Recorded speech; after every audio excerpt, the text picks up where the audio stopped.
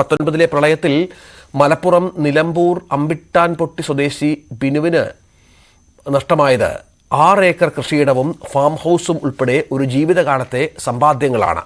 5 വർഷത്തിനിപ്പുറവും ബിനു ഈ കൃഷിയിടത്തിന്റെ നഷ്ടപരിഹാരത്തിനായി നിയമ പോരാട്ടത്തിലാണ്. കാർഷിക നഷ്ടത്തിന് സമാശ്വാസ ധനം അനുവദിച്ചുവെങ്കിലും ചാലിയാർ എടുത്ത 6 ഏക്കർ ഭൂമിയുടെ കാര്യത്തിൽ തീരുമാനം ആയിട്ടില്ല.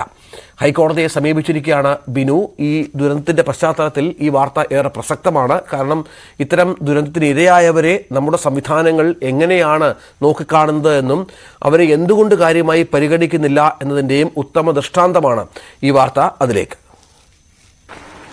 2019 ഓഗസ്റ്റ് മാസം നിലമ്പൂർ മേഖലയ്ക്ക് നൽകിയത് സമാനതകളില്ലാത്ത ദുരന്തമാണ്.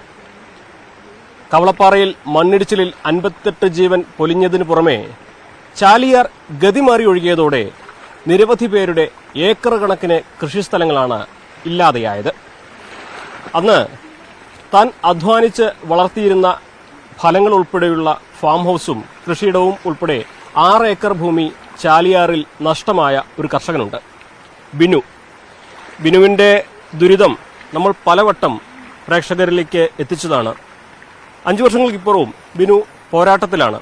തനിക്ക് നഷ്ടമായ ആ കൃഷിയിടത്തിന്റെ നഷ്ടപരിഹാരം സർക്കാരിൽ നേടിയെടുക്കാൻ എന്തായി? എന്തെങ്കിലും അനുകൂല സമീപനം സർക്കാരിന്റെ ഭാഗത്തുനിന്നുണ്ടായി? സർക്കാരിന്റെ ഭാഗത്തുനിന്ന് ആ കൃഷിക്കുള്ള നഷ്ടപരിഹാരം, കൃഷി നഷ്ടം മാത്രമേ ലഭിച്ചിട്ടുള്ളൂ. പിന്നെ ഞാൻ ഹൈക്കോടതിയിൽ ഇപ്പോൾ കേസ് ഫയൽ ചെയ്തു. എനിക്ക് എന്തായാലും എൻ്റെ കൃഷിഭൂമി എനിക്ക് സംരക്ഷിക്കണം.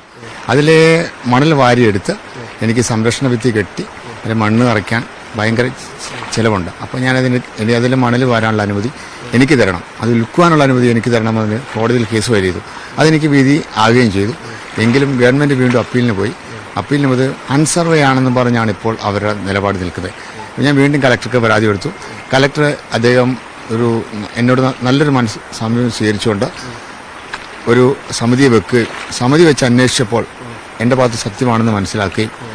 അപ്പോൾ അദ്ദേഹം ഗവൺമെൻറ് വീണ്ടും റിപ്പോർട്ട് കൊടുത്തു. ഒന്നുകിൽ പകരം സ്ഥലം കൊടുക്കുക, അല്ലെങ്കിൽ മണലെടുക്കാനുള്ള അനുവാദം കൊടുക്കുക. ഇപ്പോൾ മേളിൽ നിന്നുള്ള ഉത്തരവെന്ന് പറഞ്ഞാൽ അത് അൺസർവേ ആയതുകൊണ്ട് ഒരു യഥാർത്ഥമായ ഒരു നിലപാട്. അതായത് ഈ 6 ഏക്കർ ഭൂമി ശരിക്കും എന്നാ പ്രളയത്തിൽ നഷ്ടമായതാണ്. അതിന് ഒരു രേഖകളിലും അതിൽ താങ്കൾക്ക് അനുകൂലമായിട്ടുള്ള നിലപാട് സർക്കാരിന്റെ ഭാഗത്ത് ഉണ്ടായിട്ടില്ല. ആകെ ലഭിച്ചത് 6 ഏക്കറിലെ കൃഷിക്കുള്ള നഷ്ടം, കൃഷി നഷ്ടം മാത്രമായിട്ട്. ഇപ്പം ഞാൻ പറഞ്ഞാൽ ആകെ ബുദ്ധിമുട്ടില്ല. പറഞ്ഞാൽ എനിക്ക് ഏകദേശം 37 ലക്ഷം രൂപ എന്റെയും അമ്മയുടെയും പേരിൽ ബാങ്കിൽ കൃഷിക്ക് വേണ്ടി ലോൺ എടുത്തിട്ടുണ്ട്. അതിപ്പോൾ മുടങ്ങിക്കിടക്കുകയാണ്. ഇപ്പോൾ ബാങ്ക് നിരന്തരം വിളിച്ച് ഭീഷണിപ്പെടുത്തിയ ജപ്തി ഭീഷണിയിലാണ്. ഈ സ്ഥലത്തിന് വെച്ചിട്ടാണ് ജപ്തി ഭീഷണി. അന്ന് ഇവിടെ എന്തൊക്കെയുണ്ടായിരുന്നു? അന്ന് 6 ഏക്കറിൽ തെങ്ങുണ്ടായിരുന്നു, കമുണ്ടായിരുന്നു, ജാതി ഉണ്ടായിരുന്നു, റംബുട്ടാൻ ഉണ്ടായിരുന്നു, വാഴയുണ്ടായിരുന്നു, പിന്നെ ഒരു പശുഫാം ഉണ്ടായിരുന്നു, കോഴി ഉണ്ടായിരുന്നു, ആടുണ്ടായിരുന്നു. ഇങ്ങനെ എന്നെ ആ വർഷം മലപ്പുറം ജില്ലയിൽ ഒരു കേര കർഷകനായി പ്രഖ്യാപിക്കുവാൻ പിന്നെ അവാർഡ് തരാൻ നിൽക്കുമ്പോഴാണ് എത്ര ലക്ഷം രൂപയുടെ ഒരു സമ്പാദ്യം ഇപ്പോൾ എനിക്കത് ഇപ്പോൾ എനിക്കിതുണ്ടായിരുന്നെങ്കിൽ ഒരു വർഷം എല്ലാ ചെലവും 50 ലക്ഷം രൂപ ഒരു വരുമാനം ഉണ്ടായിരുന്നു. ഏതായാലും 2000-ഓളം കമുക ഞാൻ ഇന്റർമംഗള പുതിയനം വെച്ച് അത് ഏകദേശം 36 ചൊട്ട വന്നപ്പോഴാണ് ഈ പ്രളയം എന്നെ ഇതാക്കി. ഇപ്പോ ഈ മണൽ വാരുന്നതിന് തടസ്സമായിട്ട് എന്താ പറഞ്ഞത്? മണൽ വാരി അൺസർവേ സ്ഥലമാണെന്ന് പറഞ്ഞിട്ടാണ് ഇപ്പോൾ തടസ്സമായിട്ട് നിൽക്കുന്നത്. അത് എന്റെ പറമ്പിൽ കിടക്കുന്നതാണ്. ഞാനിപ്പോൾ വളരെയധികം ബുദ്ധിമുട്ടാണ് അനുഭവിക്കുന്നത്. എന്താണ് എന്റെ ഉള്ള മേഖലയിലെല്ലാം അൺസർവേ ആണ്. ഈ എരുമൗണ്ട് വില്ലേജ് എന്ന് പറയുന്നത് ഇത് മൊത്തം അൺസർവേ പെടുന്ന സ്ഥലമാണ്. അപ്പോൾ ഞാൻ കളക്ടറെ സമീപിച്ച സാറ് പറഞ്ഞത് 2 വർഷം കഴിയാതെ അത് സർവേ നടത്തി തീരാൻ സാധ്യതയില്ല. അതിനിടയ്ക്ക് ആരെങ്കിലും പരാതി ഉന്നയിച്ച് സ്റ്റേ കൊടുക്കുകയാണെങ്കിൽ അതവിടെ തീരുകയും ചെയ്യും. അപ്പോൾ എന്നെ പോലുള്ള കർഷകർ വീണ്ടും വഴിയാതെ അറിയുകയും ചെയ്യും. പിന്നെ ചിലപ്പോൾ നമ്മൾക്കൊക്കെ ചിലപ്പോൾ ആത്മഹത്യയായിരിക്കാം ഒരു കർഷകൻ ഈ പ്രളയം മൂലം ഉണ്ടാകാൻ സാധിക്കും. കോടതിയെ സമീപിച്ചു. ഇന്ന് കേസ് നിലവിലുണ്ട്. കോടതി എന്ന് പറഞ്ഞാൽ കോടതി എനിക്ക് അനുകൂലമായിട്ടാണ് മണലെടുക്കാം എന്നുള്ളതാണ്. പക്ഷെ വീണ്ടും ഗവൺമെന്റ് അപ്പീലിന് പോയിക്കാണ്. ബിനുവിനെ സംബന്ധിച്ച് ഒന്നുമില്ലെങ്കിൽ പുനരധിവാസത്തിന് സ്ഥലം അനുവദിക്കണം, അതല്ലെങ്കിൽ താങ്കളുടെ ഉടമസ്ഥതയിലുള്ള ഈ സ്ഥലത്തെ മണലും മറ്റ് വിഭവങ്ങളും ഉപയോഗിക്കാൻ എടുക്കാനുള്ള അനുവാദം, അത് എടുത്ത് വിൽക്കുവാനുള്ള അനുവാദം എനിക്ക് തരിക. അതാണ് ഞാൻ പുഴ ഗതിമാറി ഒഴുകിയപ്പോഴാണ് മൊത്തം നഷ്ടമായത്. ഇത് പുഴ ഗതികയറി പുത്തുമലയിൽ ആ പൊട്ടി വന്നതോടുകൂടി വെള്ളം വന്നതെല്ലാം ഈ പുഴ ഗതിമാറി ഒഴുകി. 2 പുഴ അതോടുകൂടിയാണ് എല്ലാം നഷ്ടപ്പെട്ടത്. ഇപ്പോൾ 5 വർഷം കഴിയുമ്പോൾ നിരാശ തന്നെയാണ് അല്ലേ? തീർച്ചയായിട്ടും. ജീവിതം തന്നെ ഇല്ല ഇപ്പം. പിന്നെ ചെറിയൊരു ജീവിതമാർഗം എന്ന് പറഞ്ഞാൽ ഞാനൊരു ആയുർവേദ നേഴ്സായതുകൊണ്ട് ചെറിയ ജോലി ഉള്ളതുകൊണ്ടാണ് ഇപ്പോൾ പോകുന്നത്. എന്നാണെങ്കിലും സർക്കാരിന്റെ ഭാഗത്തുനിന്ന് അനുകൂല സമീപനം ഉണ്ടാകുന്ന ഒരു പ്രതീക്ഷ ഉണ്ടോ? പ്രതീക്ഷയോടുകൂടിയാണ് ഇരിക്കുന്നത്. MLA ഒക്കെ നല്ലൊരു സപ്പോർട്ട് ചെയ്യുന്നുണ്ട്.